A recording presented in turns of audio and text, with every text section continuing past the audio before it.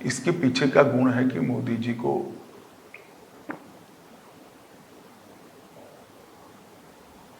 सभी को साथ में रखने की कला भी आती है और हर समस्या के अनुरूप फैसले लेने की कला भी आती है। और चाहे इनके विरोधी कुछ भी कहे, मैंने मोदी जी को हमेशा से जब भी काम किया साथियों को मुक्त रूप से सुनने वाले लिसनर के रूप में पाया है। वो सुनते भी है और मार्गदर्शन भी करते हैं।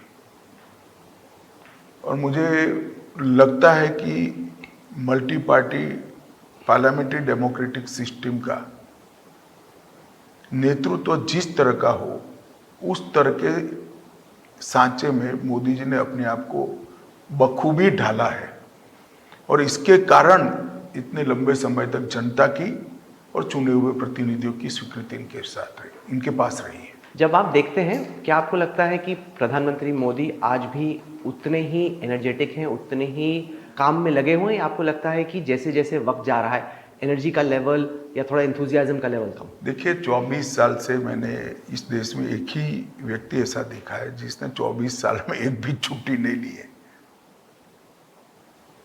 एक भी नहीं? एक भी छुट्टी नहीं। ऐसा नेतृत्व तो बहुत कम मिलता है भाई। और ऊर्जा कम होने का सवाल ही नहीं है, उल्टी ऊर्जा बढ़ती है।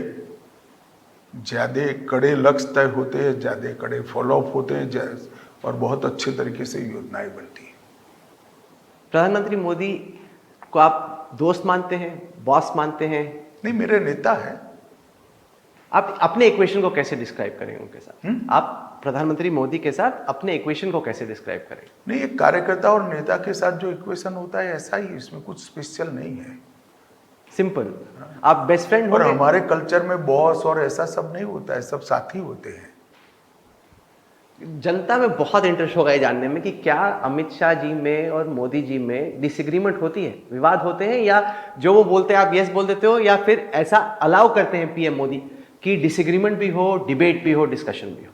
हमेशा चर्चा होती है, स्वस्थ चर्चा होती है और नेता हमेशा फैसला करते हैं।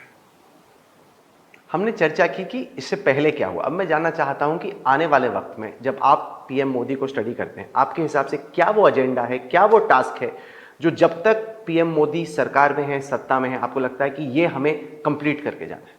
नहीं, देश के सामने हमने तो 47 तक का टास्क रख ही दिया है। आप लोग 47 तक रहोगे? नहीं नहीं, हम रहे ना रहे, देश तो रहेगा। देश के प्रधानमंत्री ने अपनी पार्टी के कालखंड का सोचना चाहिए क्या? नहीं, सही बात। देश के प्रधानमंत्री ने देश के भविष्य का सोचना चाहिए। ऐसी ओछी सोच हमारी पार्टी की नहीं है। हम ऑपोजिशन में रहेंगे तो भी हम देश के विकास में कंट्रीब्यूट करेंगे, ऐसे पार्लियामेंट का बहिष्कार नहीं करेंगे। इस सवाल का आप क्या जवाब देते हैं कि पीएम मोदी ने एक larger than life personality cult बना दिया उसके इर्द गिर्द, और सब लोग जो है बना दिया, ऐसा नहीं है। ये पर्सनालिटी बनते बनते बनी है। एक अत्यंत गरीब परिवार के बच्चे से लेकर संगठन का काम करते हुए सरपंच का भी चुनाव लड़ने वाले व्यक्ति को मुख्यमंत्री, सफल मुख्यमंत्री बनते हुए, फिर प्रधानमंत्री बनते हुए ढेर सारे असंभव कामों को अंजाम देते हुए पूरे देश और दुनिया ने अचंभित होकर देखा है। ये पर्सनालिटी बनाने से नहीं बनती है, कठोर परिश्रम, त्याग, संयम और सातत्यपूर्ण परिश्रम इससे होता है। धारणा ऐसी है कि प्रधानमंत्री मोदी को हारना पसंद नहीं है, या फिर he is not a good loser. कि ये तो किसी को हारना, आपको हारना पसंद है? सवाल ही नहीं उठता। किसी को पसंद नहीं, तो मानवीय स्वभाव है। नहीं, पर हारे ना, इसके लिए किस हद तक जाने को तैयार है, इस पे उन पे आरोप लगेगा कि ऐसा काम दाम दंड भेद, एनीथिंग टू विन। आप किसको जीत मानते हो, इस पर ये चीज का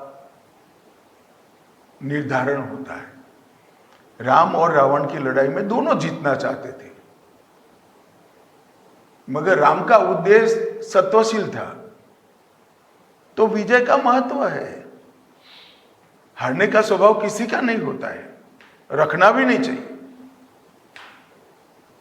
मगर जीत का उद्देश्य सीमित नहीं होना चाहिए।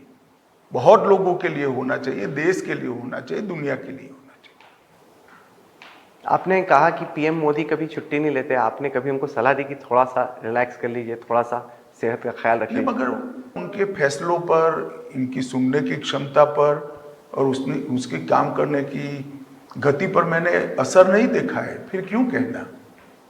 वो आपके लिए भी मिसाल बन जाते हैं और आप लोग जो करते हैं फिर बाकियों के लिए हो जाता है, सबके लिए आफत बन जाती है, कोई छुट्टी नहीं ले ऐसा पाता। किसी पर कोई चीज थोप नहीं सकता। एक हर मानवी की एक प्रकृति होती है, इसके हिसाब से वो करता जाता है। अगर ये कहा जाए कि प्रधानमंत्री मोदी कम से कम शुरू में जब आए पावर में तो वो चाहते थे, जैसे गुजरात में था, कि जो भी उनका फैसला है वो इम्प्लीमेंट हो जाए।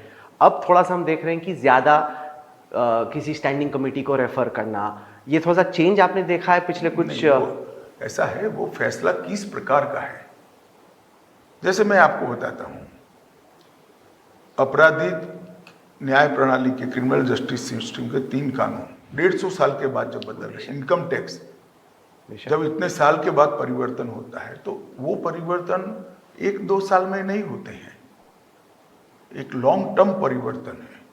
और चाहे इनकम टैक्स हो या चाहे आपराधिक न्याय प्रणाली के कानून हो, ये सारे कानून देश के हर व्यक्ति को छूते हैं, तो उस पर निश्चित रूप से विचार करना चाहिए।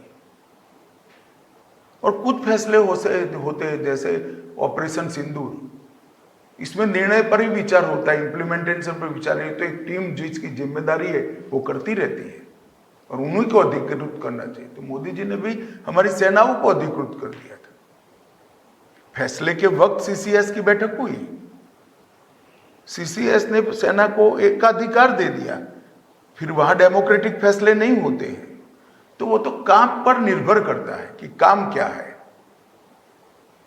पहले से ही मैं गुजरात में था तब भी बहुत सारे मंत्री समूह बने, हमारे यहाँ वेट इंट्रोड्यूस हुआ, मंत्री समूह बना था, हमारे यहाँ ऑक्टोबर हटाई गई, मंत्री समूह बना था, ढेर सारे फैसलों में मंत्री समूह बने।